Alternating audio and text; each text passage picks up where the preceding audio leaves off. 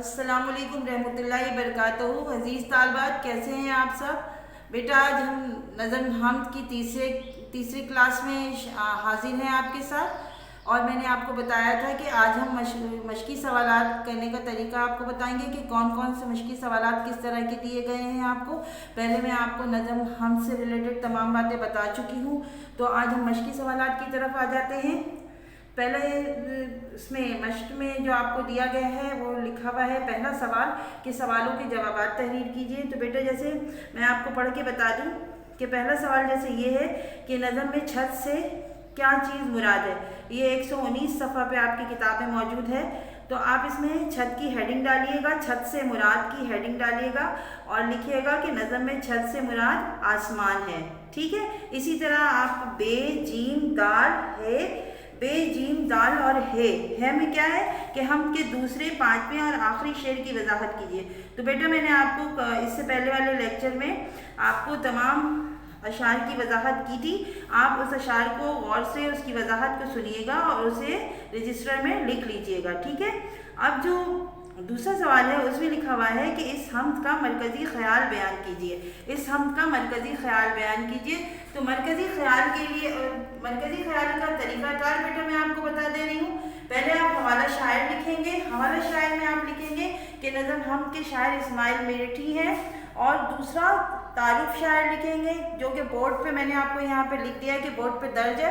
और तारुफ शायर के लिए आप यहाँ पे आ जाइए। इसी तरह से बिल्कुल लिखिएगा, शायर मोहम्मद इस्माइल मेरठी, पैदाइश मेरठ में, विलादत 1844, वफ़ात 1917, वजह शोहरत बच्चों का शायर, माखज़ कुलियात इस्माइल। ठीक है। उसके बाद आप फिर मरकज़ी ख्याल की तरफ आ जाइएगा। बेटा, मरकज़ी ख्याल मैं आपको ऑलरेडी बता रही हूँ ज़बानी, आप लोग इसे गौर से सुनिएगा और इसे कॉपी में तहरीर कर लीजिएगा, फिर रजिस्टर में लिख लीजिएगा। या तो पहले रफ कर लीजिएगा या डायरेक्ट फेयर कर लीजिएगा। मैंने आपको सबसे पहली क्लास में तरीक़ाकार बता दिया था कि आपको रजिस्टर में काम किस तरह करना है। ठीक है। तो मैं मरकज़ी ख्याल पढ़ रही हूँ, गौर से सुनिएगा। मोहम्मद इस्माइल मेरठी जो थे वो नज़मों के बादशाह कहलाते थे।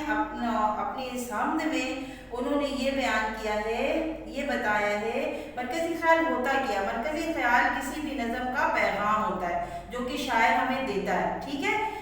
ये मत लिखिएगा कि मरकज़ी ख्याल क्या होता है, पैगाम होता है, ये नहीं लिखिएगा। आप यहाँ से तहरीर कीजिएगा जो अब मैं कह रही हूँ। ठीक है। इसमें आप लिखिएगा कि मरकज़ी ख्याल इस तरह शुरू कीजिएगा कि मौलवी मोहम्मद इस्माइल मेरठी जो कि इस नज़म के शायर हैं, उन्होंने इस नज़म में हमें ये पैगाम दिया है कि अल्लाह का तसव्वुर करने की हम में या हम इंसानों में इतनी हिम्मत और औकात नहीं है।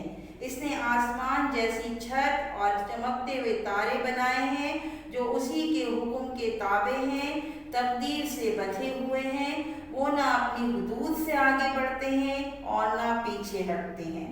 इन सब के बनने का एक ही उसूल था और उनका बनाने वाला भी एक ही है। ये जहां इसकी कुदरत व अज़मत का बेमिसाल शाहकार है। वो मुख्तार कुल है, वो हमेशा से है, वो हमेशा रहेगा। इसकी ज़ात लाजवाल है और वो नूर व जमाल हर शय में आया है। इस कायनात पर हुक्मरानी का इख्तियार भी सिर्फ उसी की ज़ात का हिस्सा है। ठीक है। ये आप मरकज़ी ख्याल में यहाँ तक तहरीर कर लीजिएगा। और तहरीर करने के बाद बेटा, हम के किसी भी नज़म कहीं भी आप देखिएगा, तलाश कीजिएगा, आपको आराम से मिल जाएगा कोई हम जिसमें अल्लाह की वहदानियत और बड़ाई बयान की गई हो, उसका एक शेर आखिर में लिख दीजिएगा। ठीक है। अब हर्फ़ आखिर तालिबात क्या होता है? हर्फ़ आखिर में ये होता है कि ये हर बच्चे का अलग होना चाहिए, एक जैसा नहीं होना चाहिए। क्यों?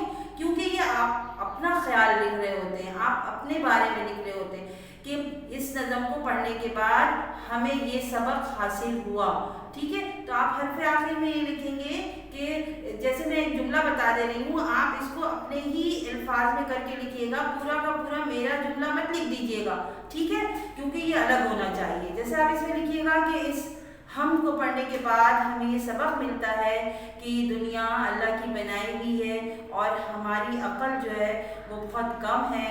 ہم اللہ کی بنائی ہوئی چیز کا اعتراف تو کر سکتے ہیں، اس کی شان، اس کی بڑائی کو بیان تو کر سکتے ہیں، لیکن خود بڑائی کا دعویٰ نہیں کر سکتے ہیں۔ ٹھیک ہے، اس کو آپ اپنے الفاظ میں لکھیے گا، اور اگر ہو سکے تو ایک شعر یہاں پہ بھی شامل کر لیجیے گا۔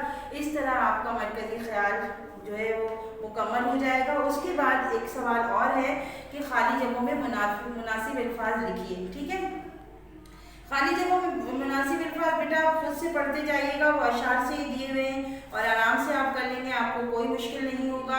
اس کے بعد جو سوال ہیں وہ سارے MCQs کے مطابق دیے گئے ہیں کہ جیسے صحیح اور غلط کے نشان لگائیں، جس کو ہم MCQs کہتے ہیں، اردو میں معروضی کہتے ہیں، تو یہ بھی آپ کر لیجیے گا، یہ آرام سے ہو جائے گا۔ اور سرگرمی کا جو حصہ ہے جس میں سرگرمیاں لکھا ہوا ہے 121 نمبر صفحات پہ، یہ آپ کو نہیں کرنا ہے۔ ٹھیک ہے، یہاں تک آپ کو کام کر کے رکھنا ہے، اور باقی بیٹا گرامر اور قواعد کے لحاظ سے جتنے بھی ایسے سوالات ہیں جو مشق میں شامل ہوں گے، ان کی میں ایک الگ سے 1 یا 2 کلاس رکھوں گی، تاکہ آپ کو گرامر کا طریقہ کار اور قواعد کا طریقہ کار، اصول و ضوابط سمجھ میں آ سکیں، اس کی الگ سے وضاحت کروں گی۔ ٹھیک ہے، تو آج ہماری ہم کی تدریس جو ہے وہ ختم ہو گئی ہے۔